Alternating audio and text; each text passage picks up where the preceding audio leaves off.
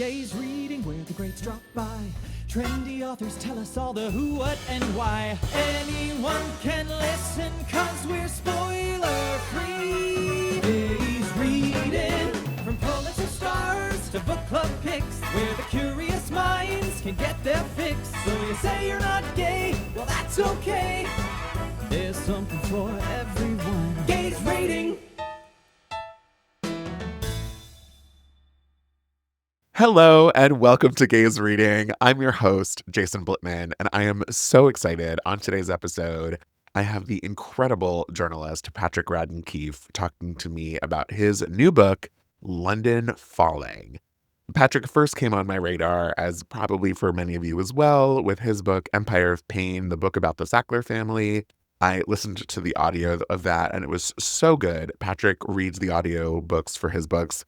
I read and listened to London Falling simultaneously. He's such a terrific narrator. And I'm excited for you to be here and hear this conversation. London Falling was just announced as the Stephen Colbert Late Show book club, which is super cool. The book reads as fiction because it's so just larger than life and really fascinating. So I'm sure everyone will enjoy it. It is out now wherever you get your books. And as always, thank you so much for being here. If you like what you're hearing, share us with your friends. Follow us on social media. We are at Gaze Reading on Instagram. And if you could like and subscribe wherever you get your podcasts, it really helps this little indie podcast grow and make other people aware that Gaze Reading even exists. So again, thank you for being here. And please enjoy my conversation with Patrick Radden Keefe.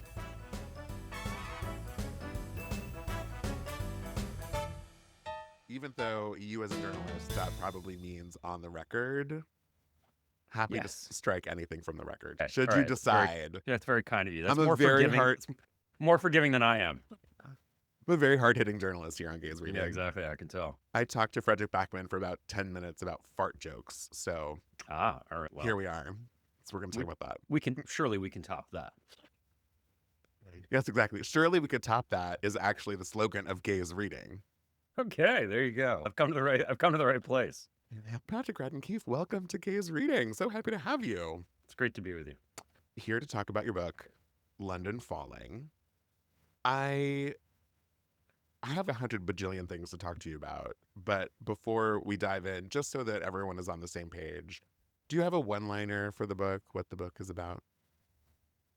I don't know if I have it down to one line, but I could tell you, let's see how efficiently I can do this. Yeah. It is a story about a 19-year-old boy named Zach Bretler who died in London in 2019 under really mysterious circumstances. He went off the balcony of a luxury building overlooking the Thames River, and he died in the river. And after he died, I think we're still in one sentence here.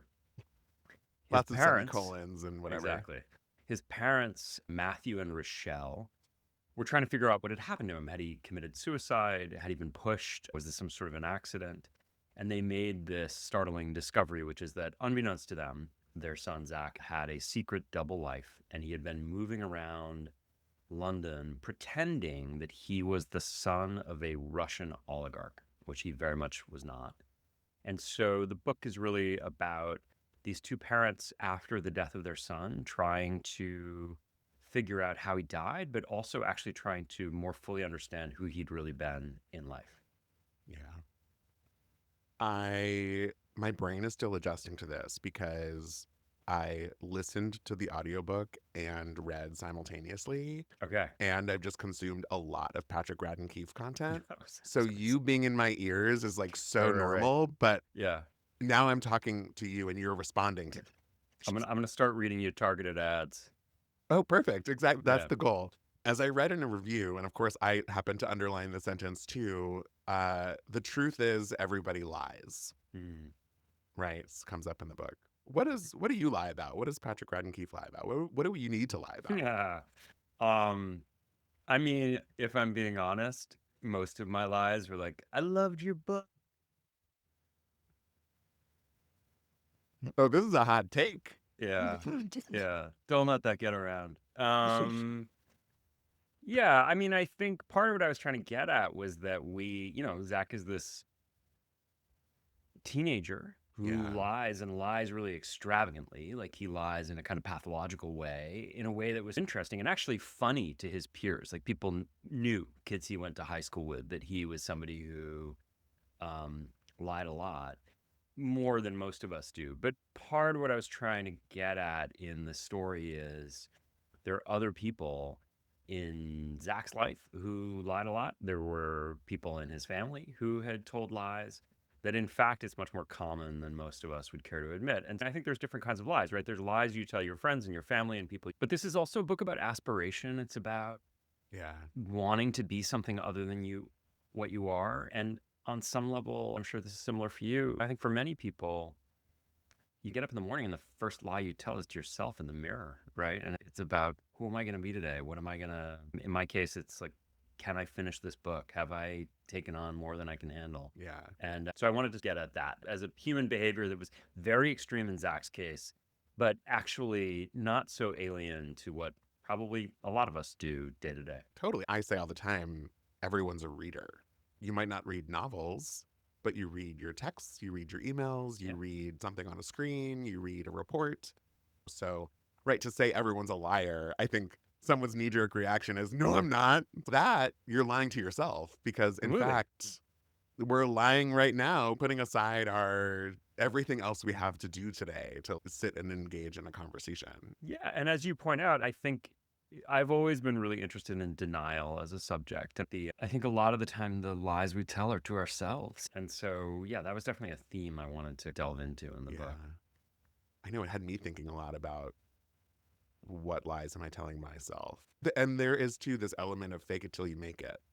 Yes. And the person you have to be most you have to convince the most is yourself so that you could then present that way. And it turns out convincing the rest of the world actually sometimes is really easy. I mean, the crazy thing about Zach is he starts he tells lies from when he's really young. Yeah. I interviewed somebody who met him in their equivalent of junior high. So he's growing up in England and he shows up at this new school. He's 13 years old and he starts telling kids, and particularly girls at the time, that his mother's dead. And his mother wasn't dead. And I think what was happening there was he just realized he's like the new kid in school. He wanted to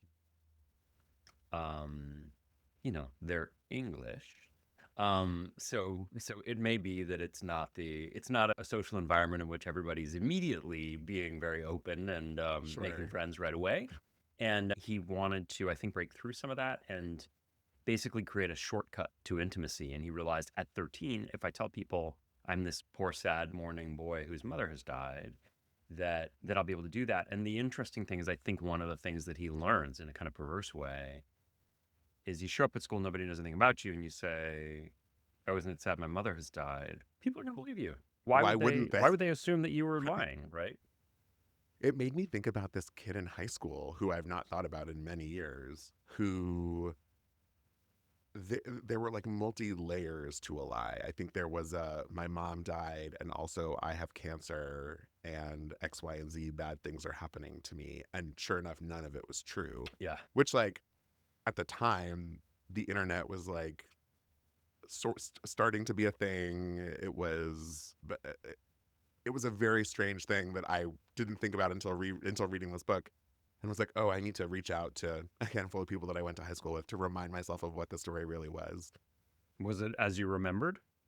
I haven't done the outreach Oh, you yet, haven't done it? There but you no, go. Yeah, there are a yeah. few people on my list where I'm like, they'll remember most specifically what this was. Right, what the details are. This is such a strange question, and I haven't figured out how I want to phrase it. But basically, if you were to have a different persona, what sort of attributes would you want to have to be different than the Patrick Radden Keefe that everybody knows?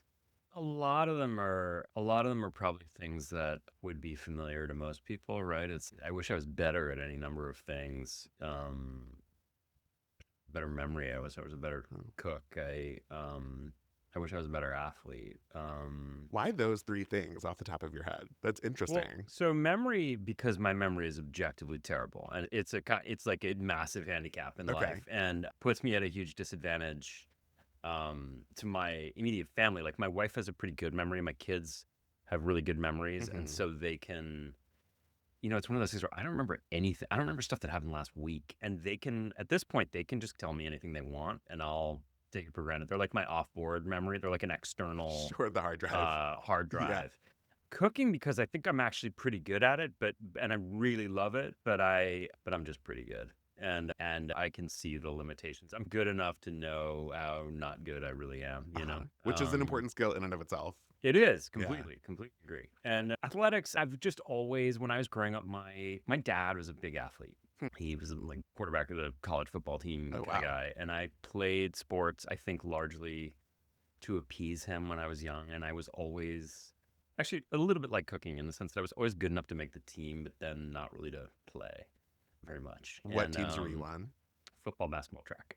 I hasten to say I was not like a storied athlete by any stretch of the imagination. This was at New England prep school. It was not, these may not have been the most competitive teams. Sure. You're talking to the kid who was in T-ball shoved to the outfield. All right. Yeah. And let me tell you, That in was the end T-ball, of that ball is never getting to the outfield. Yeah. Thank God. Yeah. Did you ever, when you were young, did you read Ferdinand the Bull? Do you remember that story? No, but I'm familiar with the story. Okay. Yeah. It's wonderful for those who haven't read it. Wonderful children's book, Spanish children's book. And the plot is that there's this kind of big, tough bull who, by a series of accidents, ends up at the bullfights in Seville. But all Ferdinand really wants to do is sit in the field and smell the flowers in the lady's hair. Yeah. And when I was a little kid, there's a story in my family about how I played youth soccer. And my mom came to watch one day. And all the kids were chasing the ball, and I was off in the corner. And she said, "He's like Ferdinand, just sitting there, just smelling the flowers, looking around." It's 100% me. I was also Bad thing like, to be. why are we running? Yes, completely. My kids, I regret telling my kids this. So I only started running when I was in my 40s, and COVID happened. And I had Why? to get out of the house, and the gym closed down because I was like, I need a place to go. Move your body. And actually, yeah, it was yeah. great. That's It was great. okay. But I made the mistake of telling my children that infamously in my high school, there was a requirement at the time in Massachusetts that every like junior in high school or whatever had to run a mile. Yeah. With my two best friends, I got a DNF in the mile. The gym class was only an hour. And we didn't finish the mile. Yeah. But you got to be careful when you talk to your kids because I told them that and they've filed it away forever. We've now, learned they have better you know. memories than you do. It's crazy, I know. But the thing is, anytime I tell them to do anything, they're like, "Shut up! You got a DNF in the mile." That's what you get. And is I'm what sure you you've get. learned from making that mistake. No, what I should have done is lie to them. Tell them, actually, I broke a state record. Yeah. I'm of the mind that if I'm going to run, I should be running to something or away from something. Yep. That's it. I'm telling you.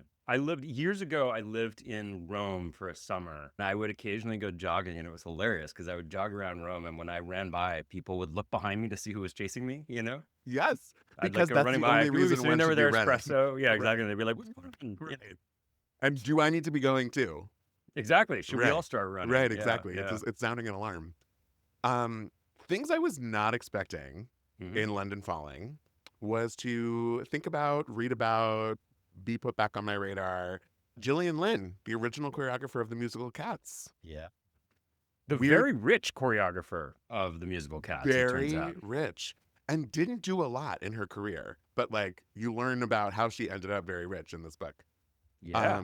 If you're gonna do a big Andrew Lloyd Webber musical and you're negotiating your compensation, try and get a piece of the box office for every performance of the show. In the 80s. Maybe not so 80s. much anymore.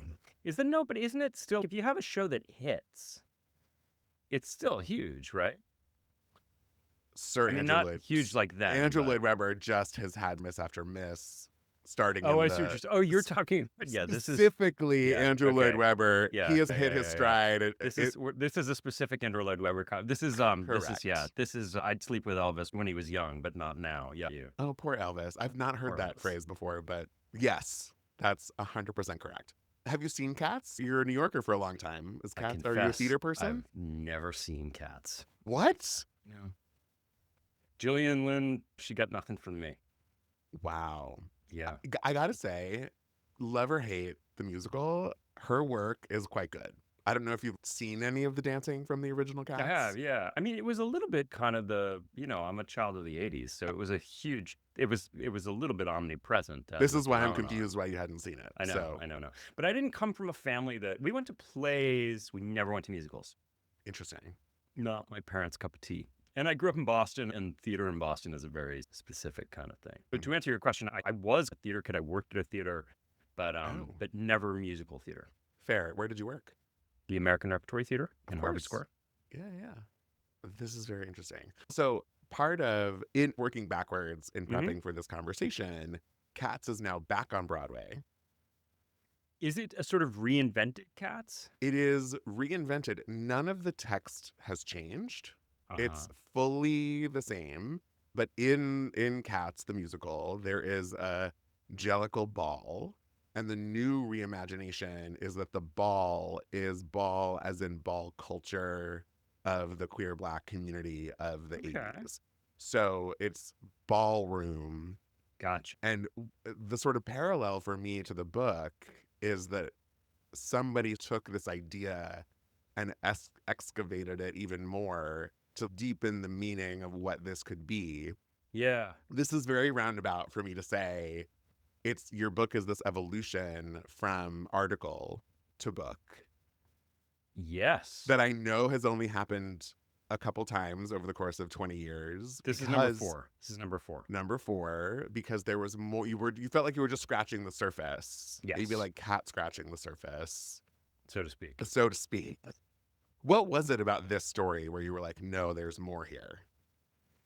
I mean, I will say, if people are familiar with the New Yorker, the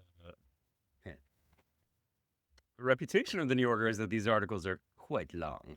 And maybe that they take a while to read, and maybe even that some people don't finish them.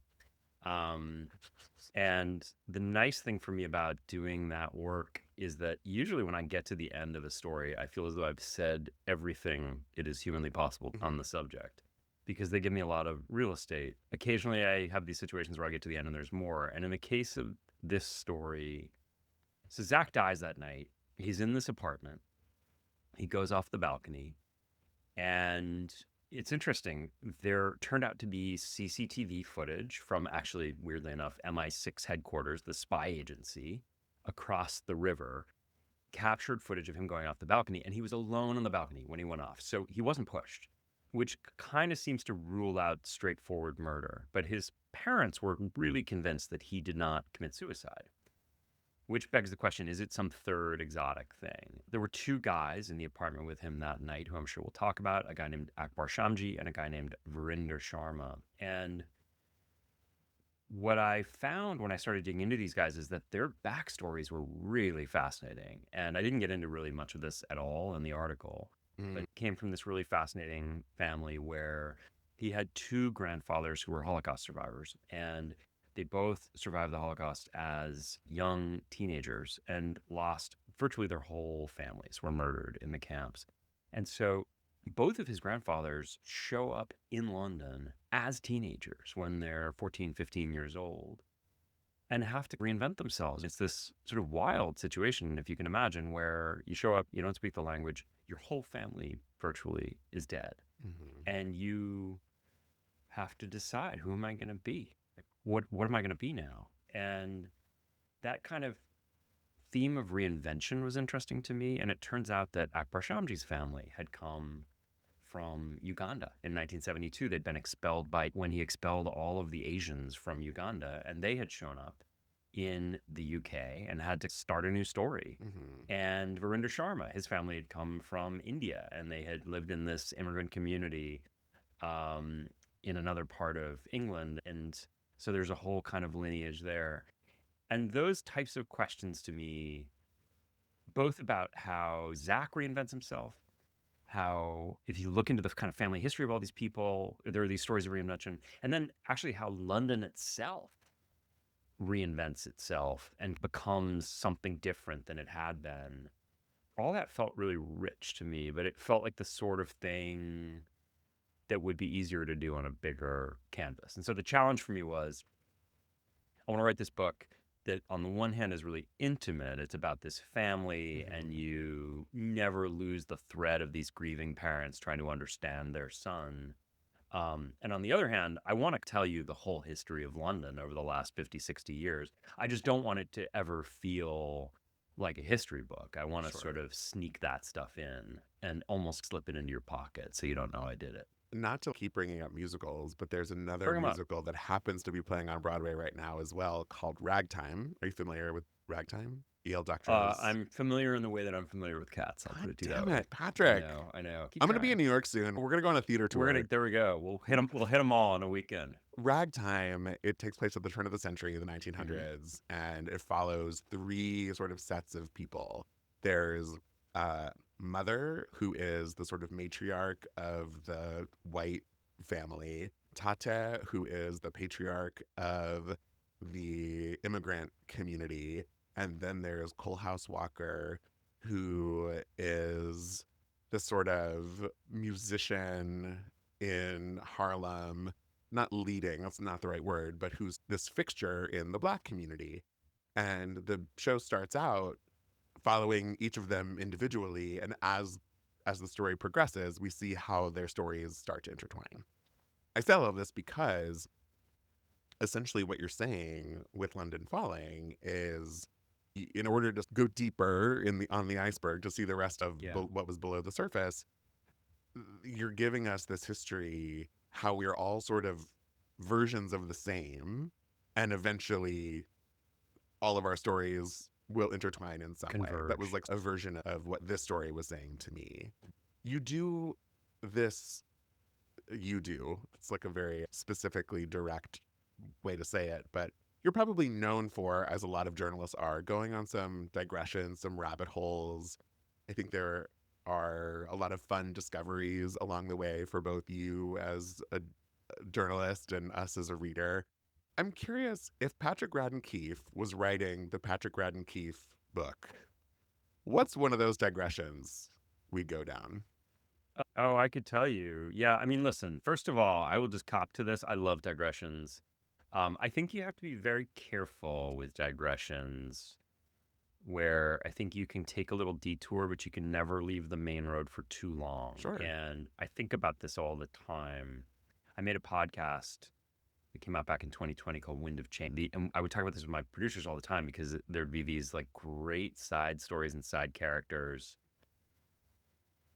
But it was literally a question of minutes. I'd be like, do you think we can get 6 minutes on this guy? Like, at what point is the listener going to say, all right, this is not what the podcast is Sure, about. Like, it's overstayed interesting its guy, but welcome. what am I doing Yeah, here? yeah. And I do think that there's some sort of magic of that stuff you can get away with. So I'll tell you a story about me that, if I were really profiling myself, that is not obvious, but I think it explains a lot. I was born in 1976. And in 1990, I had just turned 14 when I finished the 8th grade. And my hero at that time was Nelson Mandela, what had happened is that I saw a movie called Cry Freedom. I don't know how it would age today, but back then when I saw it, I was really taken with it, and about apartheid in South Africa. And I read up on Nelson Mandela, and I did a school project or what have you. So my parents had this friend whose name is Rose Moss, and she was a South African writer who was an anti-apartheid writer who had left South Africa, a white woman, Jewish woman, but who had written very critically about apartheid. He lived in Massachusetts. And apartheid was collapsing. Mandela had been finally released from prison. And Rose got in touch, and she said to my parents, I know your son is really interested in South Africa. I am going to South Africa this summer on a research trip. Would your 14-year-old son like to come with me as my research assistant? My parents, for some reason, said yes. I'm just thinking about this because I have a son who's roughly that age, and I don't think I would say yes in these circumstances. How are you feeling? I was really into it. Yeah. I was hugely excited. And it was an incredible gesture on her part. She didn't have kids, had been a bit of a mentor to me. She didn't need a research assistant. And if she did, the local... You were not the guy. Not the guy. Just like pure drag on this operation. Uh-huh. But I went. We went to Johannesburg. I was there it wasn't all that long, but for 8 or 9 days. It was an incredibly tumultuous moment in the history of the country, and I got a front row seat. And she was doing these interviews for this book that she ended up publishing called Shouting at the Crocodile, where we would go in and interview these anti-apartheid leaders, and we'd go into apartments, and the apartments were bugged, and so they would turn the radio up and we would talk quietly. And to be 14 and see a writer and a journalist working in that way, and then also feel as though suddenly history was happening very fast all around me in a way that felt just intense and powerful. And I don't know, if I were writing my own story, that would be an important chapter, because it is one of those things I don't think I've thought, but for years, for probably decades, I didn't really think much about it. But as I get older, I think back, you look back on your life in those kind of weird moments where suddenly you pivot and you take a turn that actually ends up shaping the whole course of your life. I was going to say, that probably one of sounds them. tremendously formative and not a digression at all. That is like on Oh, the okay. path. So that doesn't count? That doesn't count? Oh, come on. No, All right. listen, it's a terrific I'm story. hitting you with my best digression. You tell me it's not a digression? Well, no, it's a digression. It's a digression in the sense of on this podcast and talking about London Falling, 100%. Yes, I In the suppose. story Okay, of there you Patrick go. Radden Keefe, I think that's No, but- probably like, Oh, I don't know, though, because I think if you suddenly say, if you're looking at somebody's life now and then you say hard cut to 1990, that's digression. yes, but it was so formative for you. Yes. I think a digression maybe would be you in your track outfit smelling the roses on the side of the field. Yeah, for sure. But that still happens all the time. Perfect. No, I think it's a great digression. And truly, you telling that story paints a very specific picture of the kind of journalist that you have become from my non-journalistic perspective. Sure. Yeah, it's funny. The book had me thinking a lot about what would a persona be that I'd want to have out in the world? What are the sorts of traits and attributes that would be important to me? So you wouldn't be the son of a Russian oligarch? Probably not. That's not really my brand. Although for all I know, I am a descendant of a Russian oligarch because Is that right? I have Russian in me. So who knows? It's very possible. Could be. Yeah. But it had me thinking too about what are those pieces of my story that if I were to do a really deep dive, what are the branches that are not on the straight and narrow path of the Jason story? Yeah, anyway, it just is an interesting exercise to think about the different pieces of you and the different avenues that we Yeah. can And go I mean, down. part of the reason that I was excited as I was working on this book to kind of delve into all that family history is I Yeah. do think there's some sense in which it's strange. A book simultaneously takes two different points of view. One of them is that it's a fantasy to think that parents can shape their kids like clay, right? That kind of works up to a point, but then adolescence comes and the kid becomes somebody else altogether, that they evolve, in Zach's case, in a really extreme way, into kind of a stranger, somebody who is difficult for his parents to recognize. And I think that's probably even more true now that kids have phones and they're just exposed to a range of influences that are hard for the parents to see.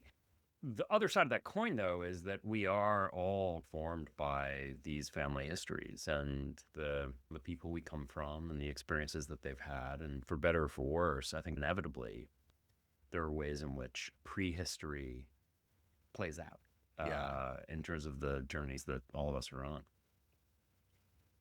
100%.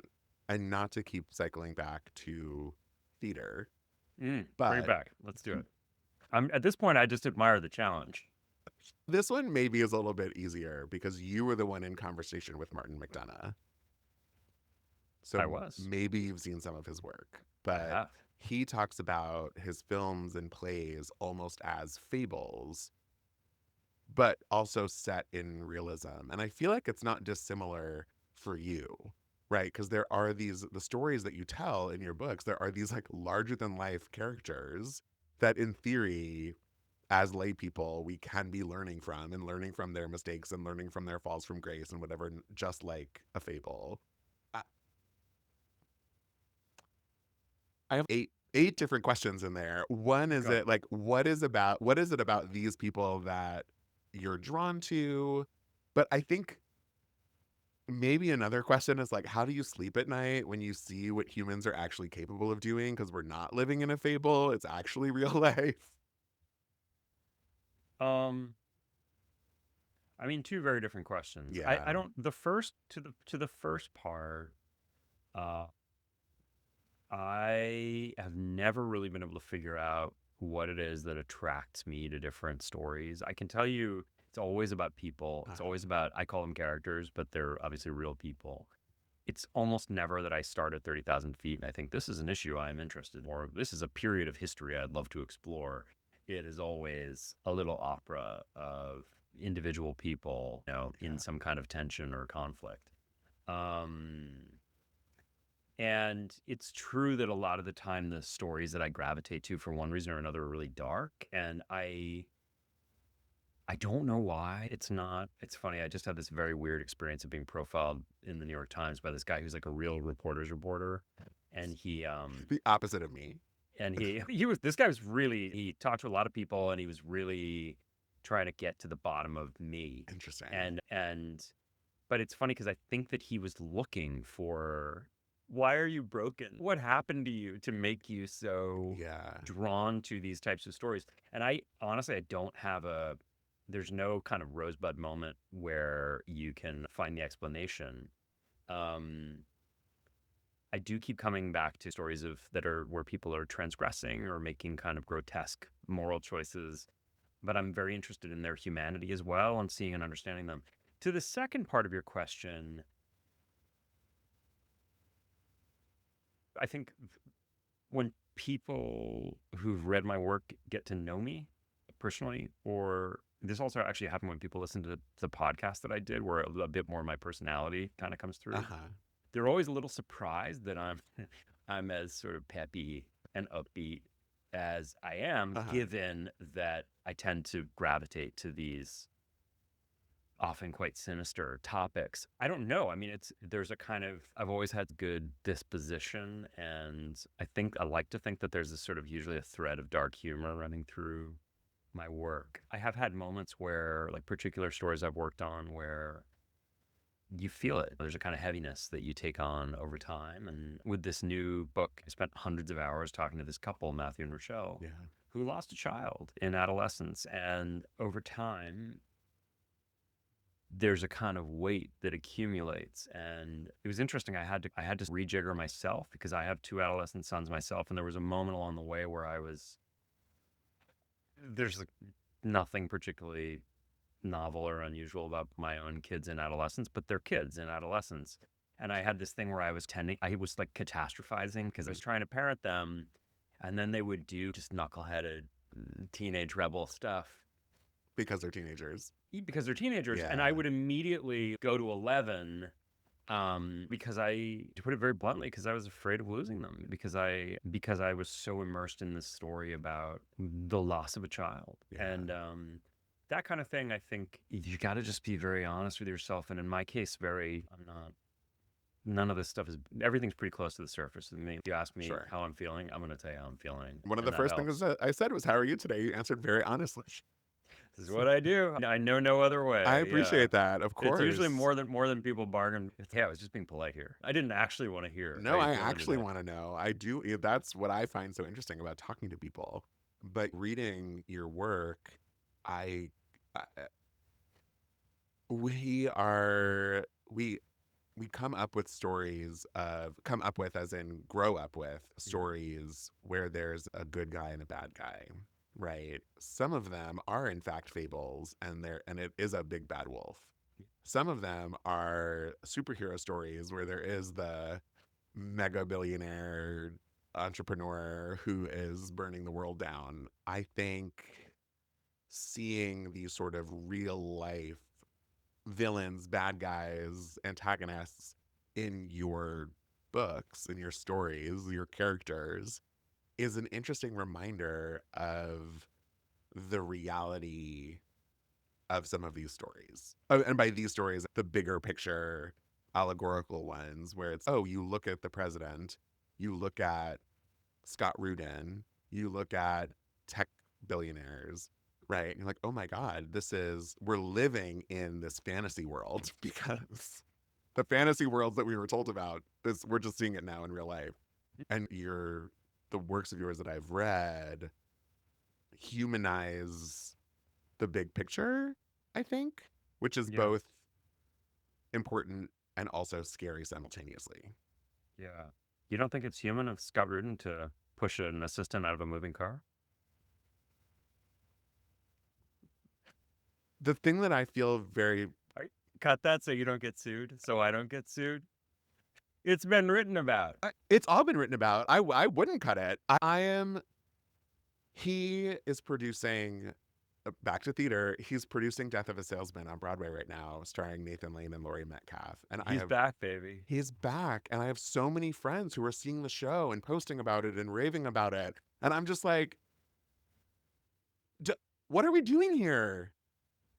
It's Yeah. I can't believe it. I mean, I think this weird thing happened there where it's one of those funny things where there's kind of two ways of seeing everything. On the one hand, it's Harvey Weinstein ruined the fun for everybody because Weinstein gets outed and then all these kind of lesser malefactors get busted too, and the culture turns on these people. On the other hand, Harvey Weinstein's the best thing that ever happened to any of these people because you get all these people who behave in these completely monstrous ways. But then at a certain point, people are like, compared to Harvey Weinstein, he wasn't so bad. He just pushed an assistant out of a moving car. He just threw a phone at cool among us. The story for another time, but like one of my digressions in the Jason Blitman story is I had a very lovely interaction with Harvey Weinstein that Anne Hathaway witnessed and turned to me and said, "I've never seen him like that with somebody." Wow, really? Everything What about happened? that was very strange. Yeah. You touched on this a little bit, but you've said that you follow your nose and lean in when it comes to these stories. There comes a point in London Falling where you step in as a character in the book and you share how the story came to you. What do you think it was about this story that made you lean in? I had written an essay for The New Yorker shortly after Russia's invasion of Ukraine about how awkward it was for London that they had rolled out the red carpet for these pretty dodgy, Putin-connected rich people for 2 decades. And then you get the invasion, and suddenly there's this sense of, oh God, these people are dug in here already. We've happily accepted all this money. They own our soccer teams. They live in our big mansions here. Yeah. They send their kids to our finest schools. And so I'd written about that in an essay, but I don't tend to, I'll write shorter essays for The New Yorker, but for the long pieces and certainly for the books, like I said, I always need a story about people and have a sort of a human drama at the heart of it. And so I met this guy. I was on a TV set. There was a television series on Hulu called Say Nothing that I produced based on my book by the same name. And during the summer of 2023, I had moved my family over to London because I was producing the show, and the production got us an apartment in Notting Hill, and I would go off to set each day. And I was on set one day. I met this guy. He figured out what I did, and he said, I might have a story for you. And if I'm honest, normally when people say I might have a story for you, It's like I get the a worst sinking thing you can feeling. hear. Yeah. Yeah. Listen, I'm very curious. I always want to hear what they have to say, but generally within a minute or two, I'm trying to think about the most polite way of telling them that this could be a very interesting story, but it's not a story for me. Yeah. In part because these things take me so long. A short piece for me for The New Yorker would take 6 months, right? A big chunk of my life. And this guy gave me the pitch, which I gave you at the top of the show here, about how he knew this family and they'd lost a child, and the child had been pretending to be the son of a Russian oligarch. And he'd only said that much, and I just thought, I'm sold, I'm in. Yeah. This is it. There was an open question, which is whether the family would be prepared to talk with me about it on the record, and so that was a process. But I knew immediately because it had everything for me. There was a mystery. What happened to this kid? How did he die? There was an element of intrigue. He was masquerading as the son of a Russian oligarch. It was a story about family because there were his parents, and then it implicated this larger series of themes that I was interested in about the way in which London has changed because of all this foreign money. It's become this sort of blinged out city in a way that I was really intrigued by, but in which I couldn't tell that story unless I had a ground level, very human way in. And so it was as if this guy just gave it to me, and I was very happy to take it. And then you see the sort of like haunting photo of him at the front of the book, and you're Isn't like, that an incredible picture? this kid? That's the kid? Yeah. I know. I'm It's like obsessed really with that picture. devastating. I know. It's Yeah. so good. I think it's funny because they do it in this, but the original photo was taken by a friend of the family, and it looks to me like a Vermeer, like the way the light is falling on his face, and he has this kind of wonderfully ambiguous expression. Yeah. Yeah. It's yeah. Anyway, what digression do I want to go on? You read Sherlock Holmes as a kid. You don't read a lot now I read a lot. of Sherlock Holmes. I don't read a lot of Sherlock Holmes now. Right. That's true. Sorry. Excuse me. I'm curious the balance for you between being a journalist and a detective, Mm. because you're not doing detective work, but you are doing a lot of uncovering. That's your work as a journalist. Mhm. And you did, at the end of Say Nothing, solve the murder, which is kind of accidentally.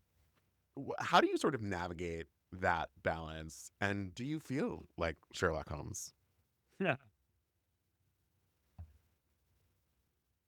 I mean, I definitely love to investigate things. Mhm. I enjoy it. I mean, almost at a recreational level. Can I swear? You can swear. You can say whatever the fuck you want, Patrick. Okay. If there's some shit that I'm not supposed to know about, I want to know about it. Yeah. And it is almost a fun intellectual mind game to how I would go about learning the information. If it's a document, how can I get it? If it's some person who won't talk to me, how can I find out? I would do that stuff for free, honestly. I enjoy it.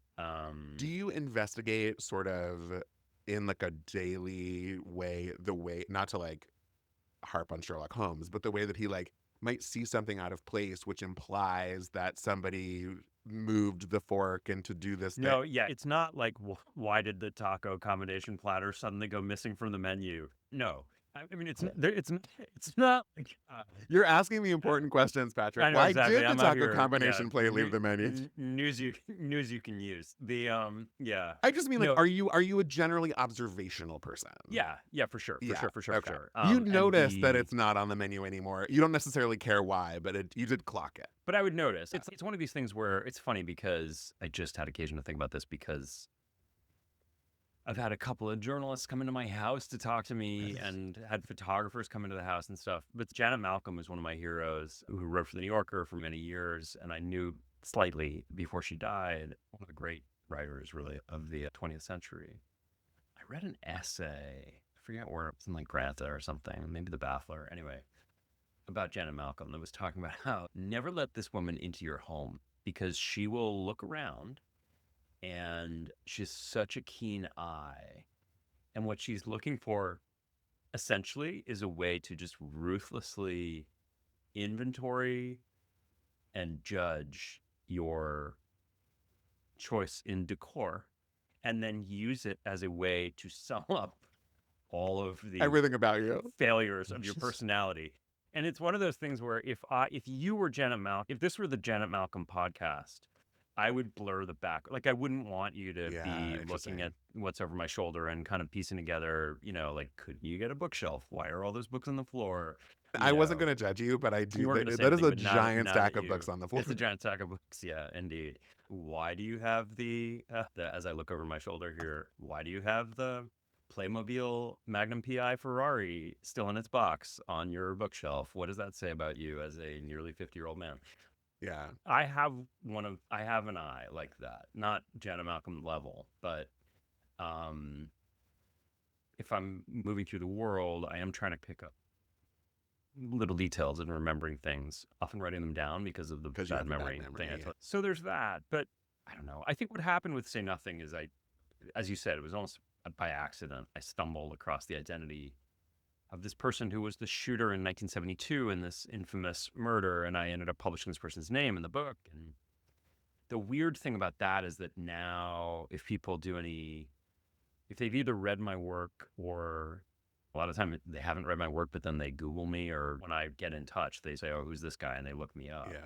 And so with the Brettlers, with Zach's parents, when we first met, I had to say to them, "Listen, I really want to write this story. I think it's fascinating. I think it's important. And I know that it's a big decision for you whether or not you want to go on the record and let me into your lives, but don't do it because you think I'm going to solve the mystery. Mhm. That's not fair to you, and it's not fair to me. And that's not the goal. Absolutely, it's not the goal. Right. And honestly, it wasn't the goal. Was Say it- Nothing I worked on for 4 years, and at the end, by dumb luck, when the book was basically done, I figured out the identity of the murderer. I didn't care who the murderer was during those 4 years. That was not a thing I was trying to do. No, but you're not working other cases the way that officers are. Like you Yes. are deep dive into a thing where For sure. you're going to piece together different pieces of information. And so you sort of by default become this investigator. I mean, yes, Well, investigator. and this is the thing, and I can sort of, it's a little bit like the story of the frog and the scorpion, in the sense that take the Brettlers, at the point where they did say, "Come in, we'll tell our story," what have you.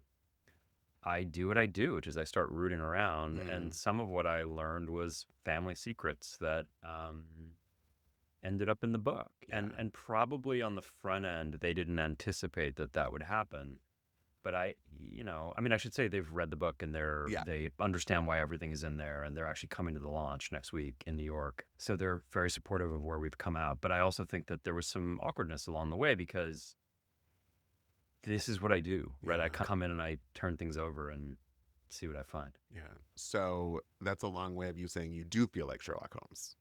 Yeah, exactly. Just me and Sherlock Holmes, frankly. No daylight between us. You talk about how you're surprised that people keep listening to My Favorite Murder because it's just the same thing over and over again. Yep. But it's interesting. It's not dissimilar from a rom-com. Okay. How so? Tell me. Everyone knows that a rom-com is going to end happily ever after. Right? There are these sort of tropes. There are these pieces to the story.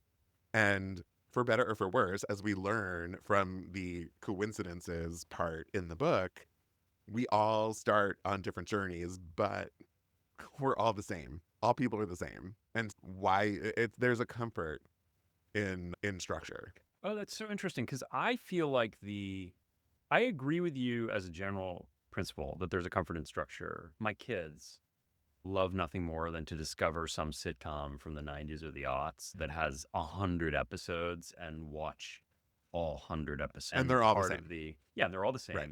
And in a weird way, I actually think when my kids started doing this, part of what was fun is in a sort of almost, to use a $5 word, but because you're a theater person, in an almost sort of dramaturgical way, thinking about the way in which stories are laid out. And you feel smart, because it's like we watched Russian Doll? What's the Natasha Lyonne show? Yeah, Russian Doll. And then I was like, oh, if you like this, we have to watch Columbo, because this is basically Columbo. Oh, interesting. And then we watched Columbo.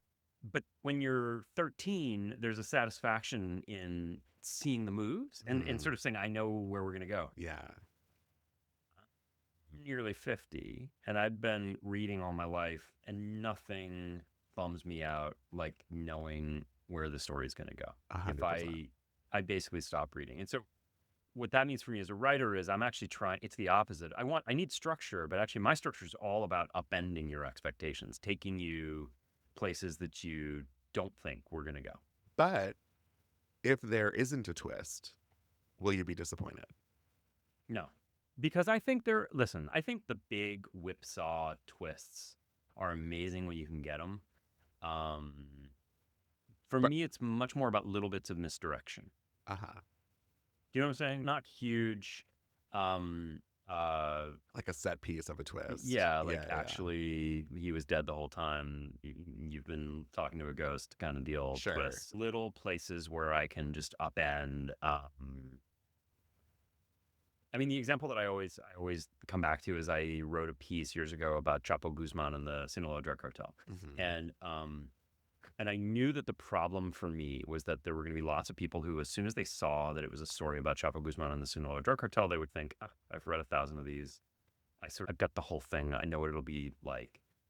And I found there's one scene. I discovered this moment where an assassin who worked for Chapo Guzman, not a major character in the story, a minor character, he happened to love taking European vacations. And he was really heavy on Instagram, this guy. And he would post photos on his Instagram account of his European vacations, and actually like narco Instagram. Anyway, I could go on, but it's just a lot of, here I am in my Ferrari with a tiger in the back and a gold-plated AK-47.